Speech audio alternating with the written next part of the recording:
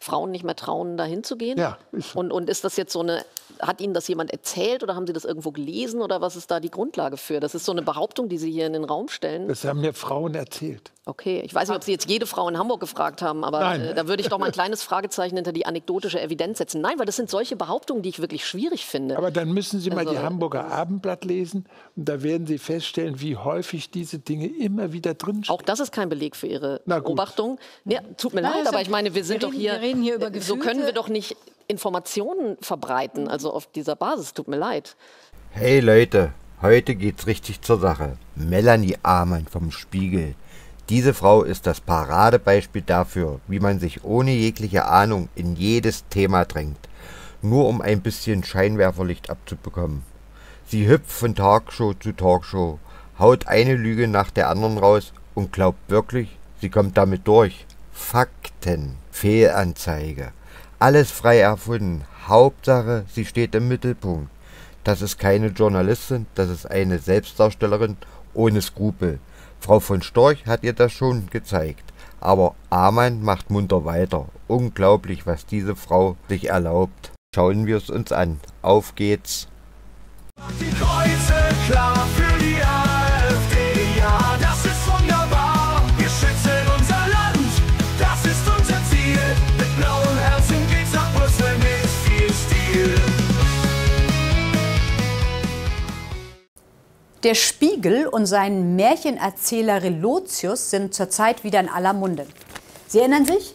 Der größte Medienskandal seit den Hitler-Tagebüchern. Bully Herbig verfilmt das nun. Was aber noch auf ein Drehbuch wartet, das sind die Münchhausen-Geschichten von Melanie Ammann. Ihres Zeichens Leiterin des Hauptstadtbüros und stolzes Mitglied der Chefredaktion. Die Lügengeschichten von Frau Ammann haben es nämlich auch in sich. Alles juristisch bestätigt, wie hier in diesem Urteil vom Landgericht Berlin vom 27. Mai. Zum zweiten Mal habe ich gegen Lügen Ammann geklagt und gewonnen. Sie beschreibt in einem Buch in vielen kleinen Details, wie ich Wüste rumgefeiert hätte auf einer Party, auf der ich aber erwiesenermaßen gar nicht war. Die Schilderungen von Frau Ammann über mich, so attestiert ihr das Gericht, sind, Zitat, unwahr. Das ist zur Überzeugung des Gerichtes, Zitat, bewiesen. Sie ist, so nachzulesen, hier ihren journalistischen Sorgfaltspflichten nicht hinreichend nachgekommen. Oder kurz, sie lügt, dass sich die Balken biegen. Beim Spiegel hat das ja im Grunde Tradition. Und es hat sich seit Relotius auch nichts geändert. Mausgerutscht ist eine ebenso frei erfundene Wortschöpfung von Frau Ammann, die sie mir angehängt hat. Das habe ich nämlich nie gesagt. Auch dagegen hatte ich geklagt und das Berliner Landgericht stellte seinerzeit schon einmal ein ebenso vernichtendes Urteil aus. Das Gericht sah nicht mal einen, Zitat, Mindestbestand an nachprüfbaren Belegtatsachen als gegeben an. Die inzwischen gängige Vokabel Mausgerutscht ist einfach frei erfunden. Halt Spiegel Fake News. Lieber Spiegel, ihr solltet mal in eure Redaktion rutschen und ausrumpeln, damit wieder Platz bei euch ist für journalistische Mindeststandards. Viel Erfolg. Das ist sicherlich die Ansicht von vielen Menschen. Und das ist, wie ich so sehe, auch wenn ich mit ganz normalen Menschen rede, die nun nicht AfD sind, sondern von denen ich weiß, die sind eher SPD-Wähler oder so, die klagen wahnsinnig über die Dinge, die von der Regierung, von den Regierungen, von den Kommunen nicht in den Griff bekommen haben. Nehmen wir Hamburg als Beispiel, wo ich wohne. Da gibt es diesen wunderbaren Jungfernstieg. Das ist wirklich die Parademeile von Hamburg. Der Binnenalster. Der Binnenalster. Und da trauen sich Frauen nicht mehr alleine hin, weil das der Treffpunkt ist von jungen Männern, die aus Kulturen kommen, die Frauen nicht respektieren. Wo man immer wieder auch dann von Messerstechereien sieht. Und da sagt man, das ist nicht das Land, in dem ich leben möchte. Mhm. Und das ist etwas, wo man sagt, andere kommen und sagen, Leute, die geduldet werden, dürfen hier nicht arbeiten, bekommen aber 10 oder 15 oder 20 Jahre staatliche Unterstützung. Und da sagt eine Kassiererin, wieso bekommen die alle 10 Jahre eine neue Waschmaschine, eine neue Fernseher? Aber das heißt, Da gibt es ein Gefühl bei ganz normalen Menschen, hier stimmt irgendetwas nicht. Hier ist irgendwas nicht richtig geregelt.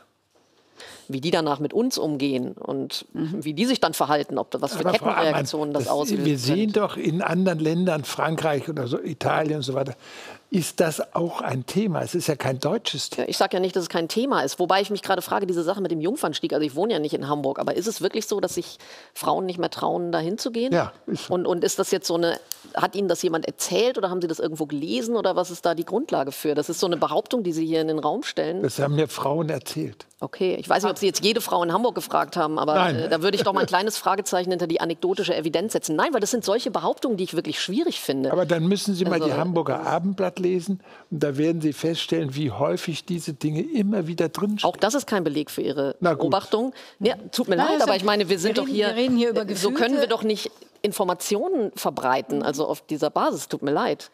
Also es kann sein, dass es so ist, aber ich bin 2 Tage die Woche in Hamburg nur, nicht jeden Tag und davon höre ich jetzt zum ersten Mal. Stimmt das, was Ulrich Wickert sagt oder was die Ideologin an der Spitze des Spiegels sagt, dass das alles so nicht zutreffen würde und haben dort, wie es sich für Journalisten gehört, Reporterinnen hingeschickt mit dem ältesten journalistischen Trick der Welt, einfach mal hinfahren und gucken, wie es ist. Und das war das Stichwort. Schauen und hören wir jetzt mal rein in das News Original Arabische Nächte am Hamburger Jungfernstieg. Zunehmend versammeln sich Gruppen migrantischer Männer am Jungfernstieg. Inzwischen führt die Polizei an den Wochenenden Schwerpunkteinsätze durch. Doch trotzdem bleibt ein unangenehmes Gefühl zurück. Vor allem bei Frauen. Alleine würden sie hier nicht mehr lang gehen. Wir sind hier mit meinem Freund und ich muss sagen, mit meinem Freund fühle ich mich immer ein bisschen sicherer. Also würdest du dich auch hier nicht unbedingt alleine abends hintrauen? Nein, würde ich nicht. Das ist auch ein bisschen komisch irgendwie alleine. Hast du hier auch schon mal irgendwie was Doofes erlebt oder ist es eher so, dass man das so hört, was so passiert? Ich wurde schon mal angegriffen vor der Europapassage. Von hinten. Ich saß tatsächlich vor Gericht mit dem einen Jungen, weil ich eine Aussage machen wollte, also vor dem Amtsgericht. Und ja, also es ist immer so, dass irgendwas passiert, vor allem was sie betrifft, weil immer die Ausländer haben halt was dagegen. Die gucken einen auch immer richtig eklig an. Und dann fühlt man sich halt auch unwohl, vor allem die denken, wir wären so in deren Alter, aber meistens in Deutschland sind sie halt in einem anderen Alter, als sie eigentlich in deren Ländern sind. So zum Beispiel, der eine ist hier jetzt 19, aber in seinem Land ist er eigentlich so 25 oder so. Wir kommen mit den jungen Männern ins Gespräch. Wie alt bist du? Ich? Ja. Hier in Deutschland? Ja. Original. Ja, hier in Deutschland und original? Hier in Deutschland bin ich 22 Jahre alt und original 24 Jahre alt. Die junge Frau eben, also die Freundin von der Transfrau, hat auch erzählt, dass sie selbst schon 5-mal Opfer von einem sexuellen Übergriff geworden ist. Das ist einfach schockierend in so einem jungen Alter. Ja, und wenn man dann sowas hört wie die Frau Ammann vom Spiegel, die einfach mal die Realität so übelst leugnet, da kommt einem schon so ein bisschen was hoch, muss ich ganz ehrlich sagen. Da kriege ich auch eine leichte Wut. Das ist der entscheidende Punkt. Die Kölner Silvesternacht ist zum deutschen Alltag geworden. Ja, sie ist ein deutsches Phänomen geworden. Und dafür steht eben nicht mehr die Kölner Silvesternacht. Warum steht sie nicht mehr so sehr dafür? Weil sie kein singuläres, herausragendes Ereignis mehr ist, sondern weil das, was, genau wie Armin sagt, in der Kölner Silvesternacht noch das Land bewegt hat, inzwischen täglich in nahezu allen großen Städten unseres Landes passiert. Und ein Symbol dafür ist dieser Hamburger Jungfernstieg. Unsere großartigen Reporterinnen Leonie Pati und Helena Gebhardt waren ja dort vor Ort und haben über viele, viele Tage mit Frauen dort vor Ort gesprochen. Und ihnen immer wieder diese Frage gestellt, würdet ihr hier noch alleine hingehen? Und die einhellige Antwort war ganz klar nein. Dieser Ort ist nicht mehr sicher. Und ich musste ein bisschen auf bittere Weise schmunzeln, als Leonie gesagt hat, was sozusagen das Positive am Jungfernstieg ist. Und das Positive am Jungfernstieg ist jetzt die enorme Polizeipräsenz. Das ist das, wofür man sich am Jungfernstieg in Hamburg jetzt freut. Wie gesagt, einem der schönsten, einst prächtigsten Orte Hamburgs, sagt man jetzt, naja, immerhin ist genug Polizei da, um den Islamismus, der versucht, diesen Ort zu erobern, irgendwie unter Kontrolle zu halten und irgendwie zu unterdrücken. Was ich übrigens auch beeindruckend fand, Armin und ich haben da über dieses Thema Migration ja schon oft gesprochen. Das Selbstbewusstsein, mit dem der Asylbetrüger auftritt, Der sagt in die Kamera, zu Hause bin ich 24 und hier bin ich 22. Und ich habe diese ganze Doku gesehen, sie ist fabelhaft, ich kann es nur jedem empfehlen. Auf news.de ist sie inzwischen schon online in voller Länge. Wir fragen danach, naja, wieso bist du zu Hause original 24 und in Hamburg 22? Und er antwortet vollkommen offen, dass er sonst nicht in Hamburg hätte bleiben können. Ja, also dass er sein Alter gefälscht hat, um an den Wohnort seiner Wahl zu kommen. Und das sagen diese Leute inzwischen in die Kamera. Und die Frage ist ja, warum sagen sie es in die Kamera? Und die Antwort Alter ist Lehrer, ich kann es beantworten, weil sie genau wissen, dass ihnen nichts passiert. Sie nennen sich die 315er, benannt nach der Nummer eines Parkhauses, in dem sie sich getroffen haben. Jetzt hängt die Jugendgang vorwiegend am Hamburger Jungfernstieg ab. Körperverletzungen, Messerstechereien, Raub, die Delikte häufen sich. Die Polizei versucht nun mit der eigens aufgestellten Soko Alster wieder für Ruhe zu sorgen und das Gewaltproblem zu lösen. Dennoch meiden inzwischen viele Passanten, vor allem nachts, die beliebte und edle Flaniermeile der Hansestadt. Hamburg, Jungfernstieg, hartes Pflaster. Zumindest seit sich die ehemalige Prachtstraße zu einem beliebten Treffpunkt von Jugendlichen und jungen Erwachsenen entwickelt hat. Die meisten mit Migrationshintergrund, arabischstämmig oder aus Südosteuropa. Eine Gang nennt sich die 315er, aber eigentlich sind es eher lose Zusammenschlüsse von Jugendlichen mit wechselnden Koalitionen. Allen gemeinsam ihr Auftritt als Talahorn. Auf viele Hamburger wirken sie einschüchternd und teilweise sind sie es auch. Es finden dort regelmäßig Schlägereien statt, Drogendelikte bis hin zu Raubstraftaten. Messer werden eingesetzt. Gerade erst Ende August hat es dort ein versuchtes Tötungsdelikt gegeben zum Nachteil von 2 verletzten Personen. Und die Gewalt reißt dort nicht ab.